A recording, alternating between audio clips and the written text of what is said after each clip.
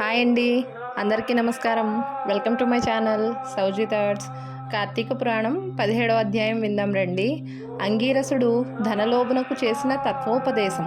ఓ మునిశ్రేష్ఠులారా, ఓ ధనలోభి, నీకు కలిగిన సంశయంబులకు సమాధానం చెప్పుచున్నాను, వినుము. కర్మ వలన ఆత్మకు దేహధారణము సంభవించుచున్నది. కావున శరీరోత్పత్తికి కర్మ కారణమగుచున్నది. శరీరధారణము వలననే ఆత్మ కర్మను చేయును కనుక కర్మ చేయుటకు శరీరమే కారణమగుచున్నది. స్థూల సూక్ష్మ శరీర సంబంధం వలన ఆత్మకు కర్మ సంబంధం కలుగునని తొలి పరమేశ్వరుడు పార్వతీదేవికి వివరించెను. దానిని మీకు నేను వివరించుచున్నాను. ఆత్మ అనగా ఈ శరీరమును అహంకారముగా ఆవరించి వ్యవహరించుచున్నది అని అంగీరసుడు చెప్పగా, ఓ మునిభద్ర, నేనింతవరకు ఈ దేహమే ఆత్మయని భావించుచుంటిని కనుక ఇంకనూ వివరముగా చెప్పబడిన వాక్యార్థ జ్ఞానమునకు పాదార్థ జ్ఞానము కారణమగుచుండును. కాన అహం బ్రహ్మయను వ్యాఖ్యార్థమును గురించి నాకు తెలియజేయండి అని ధనలోభుడు కోరెను.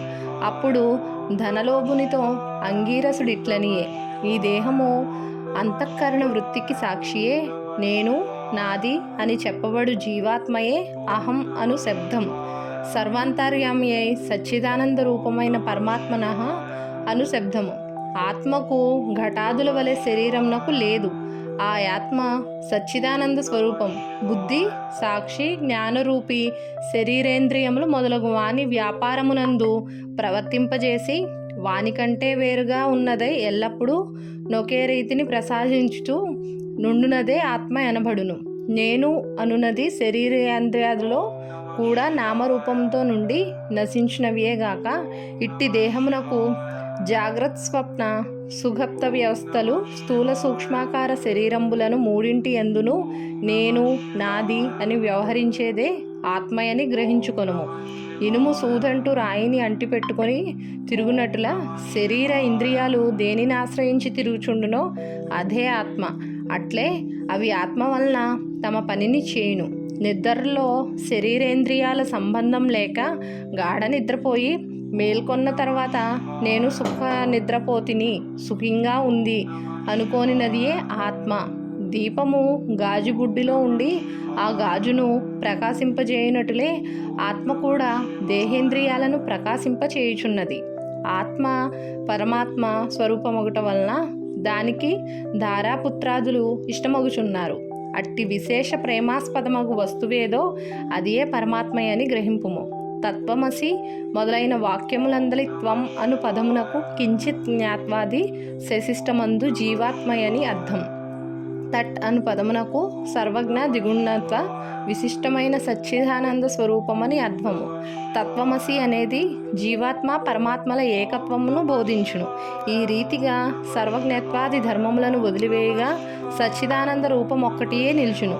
అదియే ఆత్మ దేహ లక్షణములుండుట, జన్మించుట, పెరుగుట, క్షీణించుట, చచ్చుట మొదలగు 6 భాగములు శరీరానికే గాని ఆత్మకు లేవు. జ్ఞానానంద స్వరూపమే పూర్ణత్వం గలది. వేదములలో దేనికి సర్వజ్ఞత్వము, ఉపదేశము, సంపూర్ణత్వము నిరూపించబడి ఉన్నదో అదియే ఆత్మ. ఒక కుండను చూచి అది మట్టితో చేసినదే అని ఏ విధంగా గ్రహింతుమో అటులనే ఒక దేహాంతర్యామియగు జీవాత్మ పరమాత్మయని తెలుసుకొనుము. జీవులచే కర్మఫలం అనుభవింపజేసేవాడు పరమేశ్వరుడనియు జీవుల కర్మఫలమును భవింతురనియు తెలుసుకొనుము. అందువలన మానవుడు గుణసంపత్తు గలవాడై గురు శుశ్రూష నొనర్చి సంసార సంబంధమగు ఆశలన్నీ విడిచి విముక్తి నొందవలేను. మంచి పనులు తలచిన చిత్తశుద్ధియు దానివలన భక్తి జ్ఞాన వైరాగ్యములు కలిగి ముక్తి పొందును. అందువలన సత్కర్మానుష్ఠానం చేయవలెను. మంచి పనులు చేసినా గాని ముక్తి లభించదు అని అంగీరసుడు చెప్పగా ధనలోభుడు నమస్కరించి ఇట్లనెను.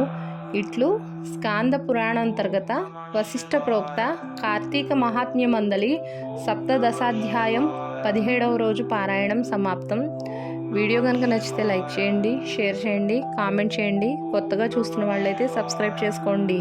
ధన్యవాదములు.